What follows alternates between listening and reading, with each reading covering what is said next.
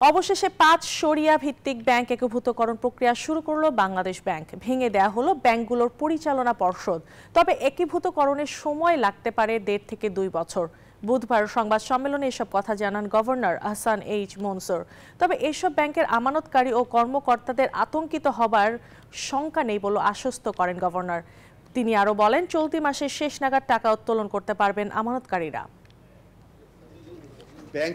বুধবার দুপুরে ৫ ব্যাংকের পরিচালনা পর্ষদ ভেঙে দিয়ে চিঠি দেয় বাংলাদেশ ব্যাংক। আনুষ্ঠানিক ঘোষণার পর আজ থেকেই প্রশাসকরা দায়িত্বরত ব্যাংকে অফিস শুরু করেছেন। এর মধ্য দিয়ে আনুষ্ঠানিকভাবে শুরু হলো শরিয়া ভিত্তিক ৫ ব্যাংকের একীভূতকরণের প্রক্রিয়া।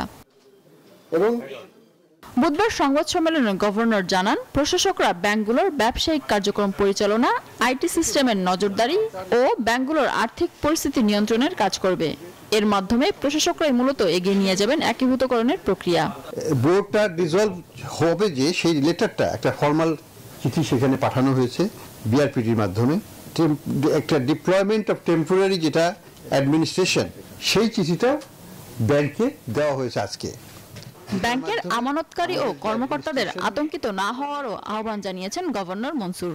বলেন, চলতি মাসের শেষে আমানতের টাকা তুলতে পারবেন গ্রাহকরা, তবে অতি প্রয়োজন ছাড়া টাকা না তোলার আহ্বান জানান তিনি। তবে যারা এই ৫ ব্যাংকে শেয়ার ক্রয় করেছেন তাদের বিষয়ে আরও সতর্ক হয়ে পুঁজিবাজারে বিনিয়োগের পরামর্শ দেন তিনি। যখন মার্জার হয়ে যাবে তখন আমরা লিকুইডিটি সাপোর্ট দিতে পারবো, সরকার থেকে লিকুইডিটি সাপোর্ট দিতে পারবে এবং সেই টাকা তখন আমাদের যে ৭৫ লাখ এখানে ডিপোজিটার আছে তাদের কাছে আমরা পৌঁছে দিতে পারবো। এই পর্যায়ে আমরা কোনো ধরনের লে অফ ইত্যাদি কোনো চিন্তা ভাবনা করা হচ্ছে না। যে জনবল আছে সেটা অতিরিক্ত হলেও আমরা ৭৫০ ব্যাংকের যে নেটওয়ার্ক, এই ৫টা ব্যাংকের যে ৭৫০ ব্রাঞ্চ নেটওয়ার্ক আছে সেগুলোর মাধ্যমে আমরা এটাকে রিডিপ্লয় করতে পারবো। গভর্নর বলেন, দেশের আর্থিক খাতের উন্নয়ন ও ৭৫ লাখ গ্রাহকের স্বার্থ রক্ষায় ব্যাংকগুলো একীভূত করা হচ্ছে।